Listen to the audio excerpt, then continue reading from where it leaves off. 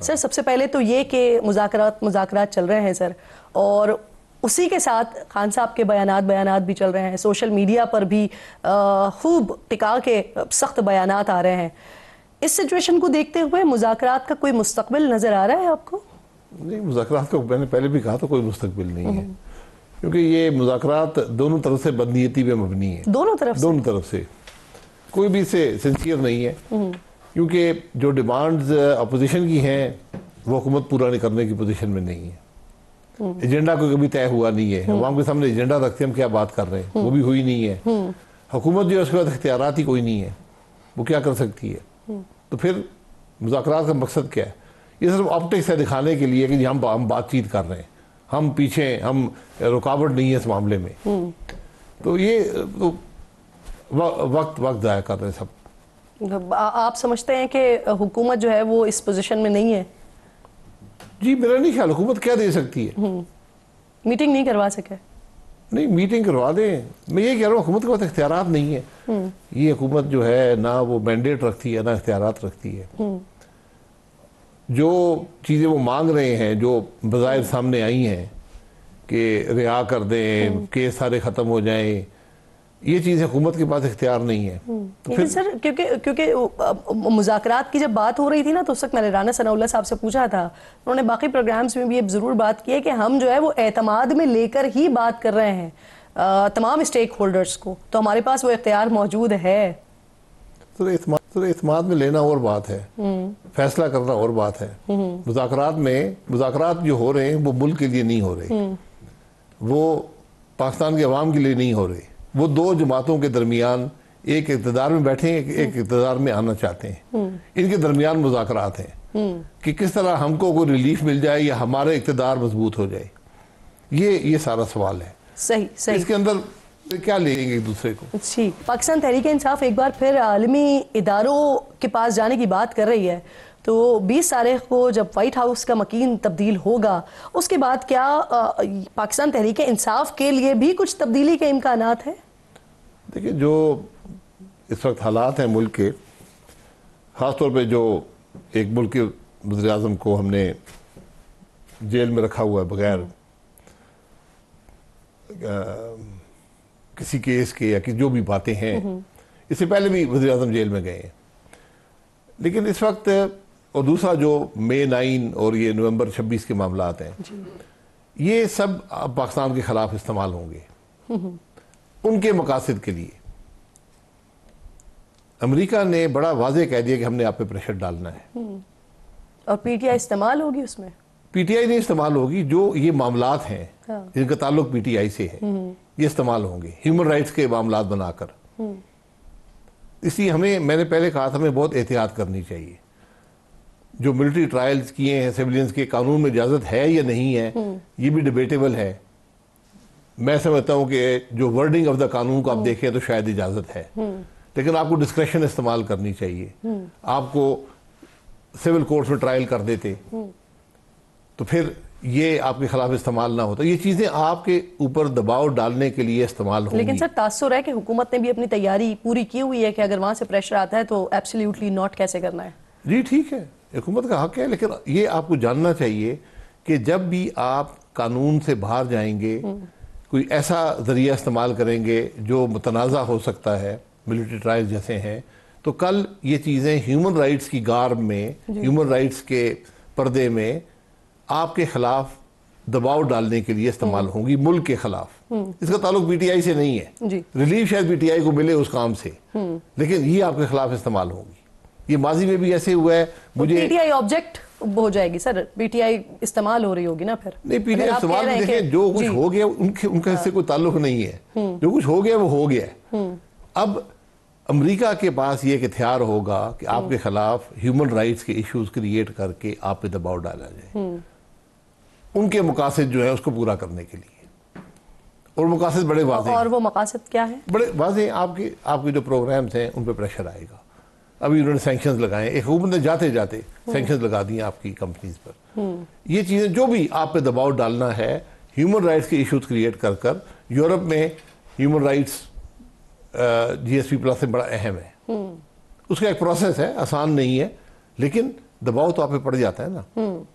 तो ये चीज़ें हमें बड़ी एहतियात करनी चाहिए। अगर हम एक जमहूरी मुल्क हैं, एक जमहूरी हुकूमतें हैं, मुल्क में जमहूरियत है, आइन है, तो ज़रा सोच समझ कर ये काम करना चाहिए। सर, जो गवर्नमेंट की डायरेक्शन है वो आपकी नज़र में अब बेहतर हो गई है? मुल्क की मईशत बेहतर हो गई है? नहीं, मैं माजरत चाहता हूँ जी, मैं इस पर स्पेकुलेट नहीं करना चाहता। जब तक ग्रोथ नहीं होगी, जब तक रोज़गार नहीं मिलेगा, जब तक कारोबार नहीं होगा, तो मुल्क तरक्की नहीं करते, मुल्क की हालात बेहतर नहीं होती। हुकूमत के हालात शायद बेहतर हों, हुकूमत खुश हो गया हमने बड़ा कुछ, हुकूमत ने कुछ अचीव नहीं किया, उनकी कोई पॉलिसी नहीं है, उनकी कोई डायरेक्शन नहीं है। लेकिन सर, ये जो नंबर्स हमारे सामने आ रहे हैं, स्टॉक एक्सचेंज जो है वो तारीख की बुलंदियों पर जा रहा है, महंगाई कम हो रही है, महंगाई नीचे आ रही है, तो ये नंबर सिंगल डिजिट में महंगाई आ रही है। महंगाई कम नहीं हुई, महंगाई की शरह कम हुई है, उसका हुकूमत की किसी पॉलिसी से कोई ताल्लुक नहीं है। ये इंटरनेशनल कमोडिटी प्राइसेस है, अभी तेल बढ़ रहा है, फिर थोड़ी महंगाई बढ़ जाएगी। तो इसका हुकूमत की कोई पॉलिसी बता दें जिससे ये हुआ है? कोई पॉलिसी नहीं है। जो स्टॉक एक्सचेंज है जी, ये प्योर स्पेकुलेशन है। पाकिस्तान चूंकि अंडर वैल्यूड है कंपनीज इस वक्त, किसी कंपनी की परफॉर्मेंस बेहतर हुई है, उस कंपनी का नाम बता दें, तो स्टॉक एक्सचेंज क्यों ऊपर जाता है? क्योंकि पैसा कहीं और जाने के लिए है नहीं, लोग स्टॉक एक्सचेंज में देख रहे हैं ऊपर जा रहा है, चले इसमें इन्वेस्ट कर लें, थोड़ा पैसा बन जाएगा।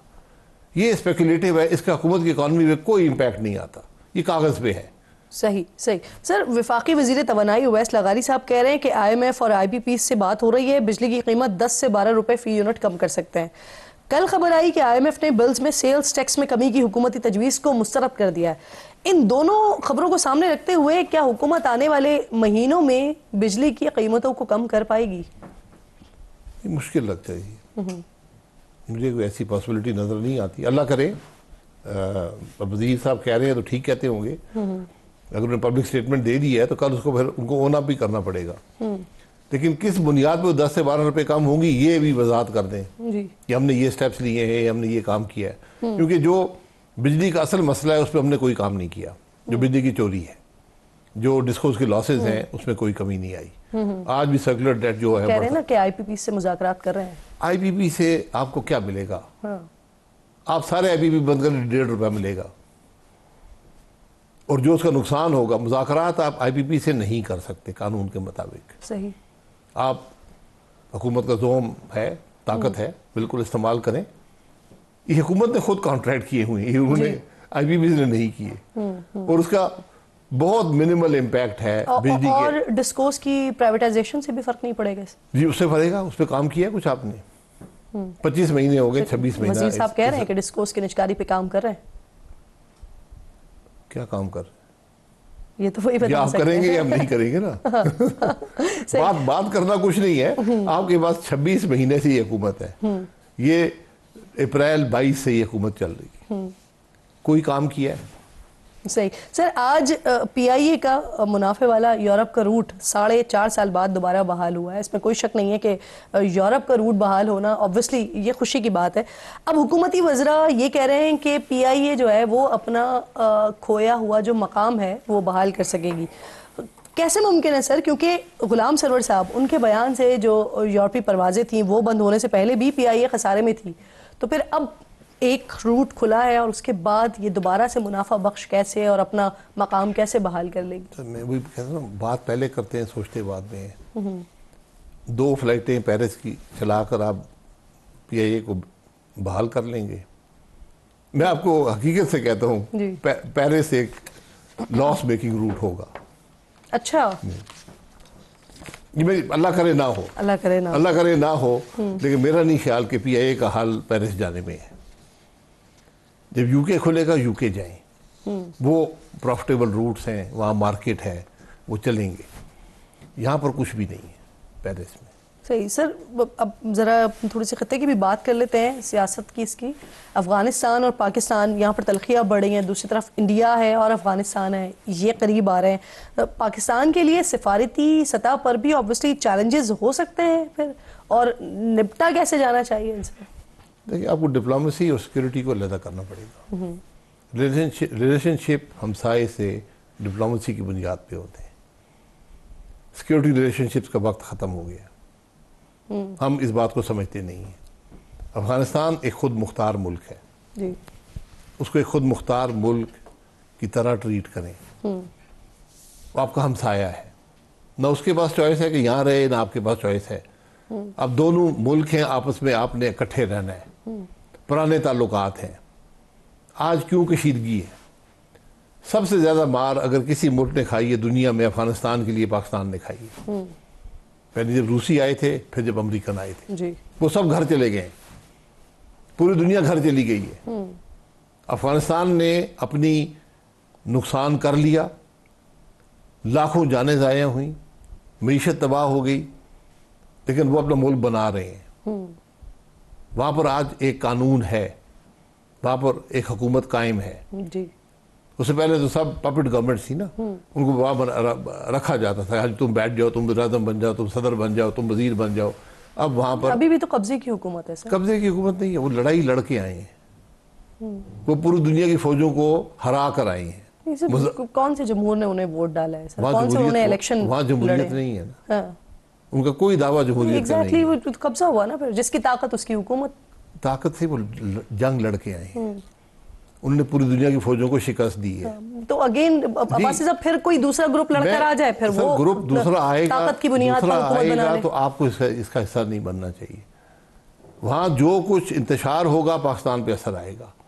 आज पाकिस्तान की जिम्मेदारी ये है कि अफगानिस्तान को स्टेबल करने में अपना रोल अदा करे, उसकी इंस्टेबिलिटी में हिस्सा मत बने। इसीलिए मैं कह रहा हूँ कि आपको डिप्लोमेटिक रिलेशनशिप, एक हमसाये के तौर पर रिलेशनशिप कायम रखने हैं। जब आप इसे बाहर जाएंगे तो आपका नुकसान सही। आप समझते हैं कि हमें इसका हिस्सा नहीं बनना चाहिए। सर अब आपकी जमात की भी जरा बात कर लेते हैं। इलेक्शन कमीशन में बाकायदा तौर पर रजिस्टर्ड हो गई, 12 को आपको सर ये बड़ी एक गलत फहमी है।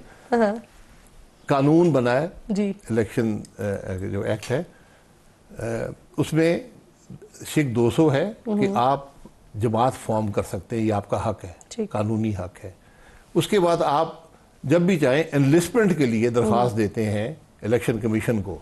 एनलिस्टमेंट का मकसद ये होता है कि मैं इलेक्शन लड़ने के काबिल हूँ, फिर अब वो आपको एक सिंबल दे देते हैं। तो ये प्रोसेस है, उसका कानून बड़े वाज़ेह है, हमने पूरा कर दिया। यही मेरा सवाल है तो कि अब अगर कोई भी ज़िमनी इलेक्शन होता है तो उसमें आप हिस्सा लेंगे, और फिर अगर आम इंतखाबात की तरफ मामला जाते हैं अगर, या उस वक्त तक इंतजार करेंगे? ज़िमनी इलेक्शन कहीं भी होता है तो मेरे ख्याल है जमात वहाँ पे ऑर्गेनाइज होगी तो ले सकती है। अगर वो नहीं समझते हैं कि नहीं यहाँ पर हम ऑर्गेनाइज नहीं है, कैंडिडेट नहीं है, तो कोई मकसद नहीं है ज़िमनी इंतखाबात में हिस्सा लेने का। सही सही। सर इलेक्शन कमीशन के रिकॉर्ड के मुताबिक अवाम पाकिस्तान पार्टी के रजिस्ट्रेशन के बाद मुल्क में रजिस्टर्ड सियासी जमातों की तादाद जो है वो 168 हो गई है। इतनी बड़ी तादाद में सियासी जमातें होने के बावजूद सर मुल्क में एक मजबूत सियासी माहौल और सियासी तरक्की अब्बासी साहब क्यों नजर नहीं आती? सियासी तरक्की तादाद से नहीं होती। 168 में से 160 जमातें, उनकी कोई वजूद नहीं है, वो घर बैठे हुए हैं। वो किसी ने फॉर्म पुर करके जमात बनाई हुई है, जो भी उनका मकसद हो, तो वो घर बैठे हैं, उनका कोई एक्टिविटी नहीं है। तो 8, 10, 12 जमातें हैं जो एक्टिव हैं मुल्क के अंदर, तो वो काम कर रहे हैं। तो हमारी जमहूरियत इसलिए नहीं होती कि हम इलेक्शन चोरी कर लेते हैं। जो मुल्क इलेक्शन चोरी करता है उसमें जमहूरियत नहीं होगी। सही। जमहूरियत नहीं होगी, सियासी इंतशार होगा तो मईशत नहीं होगी, मईशत नहीं होगी तो फिर जो हाल हमारा है आज वही हमारा होगा, उस मुल्क का वही हाल होता है। बहुत बहुत शुक्रिया आपका शाहिद खाकान अब्बासी साहब, मेरे इंतहाई मुअज़्ज़ज़ मेहमान प्रोग्राम में साथ मौजूद थे। इंतहाई अहम गुफ्तगू कर रहे थे, जो इंटरनेशनल इस वक्त हालात हैं उस पर भी, और जो पाकिस्तान में इस वक्त मुज़ाकरात के हालात हैं उस पर भी बात कर रहे थे।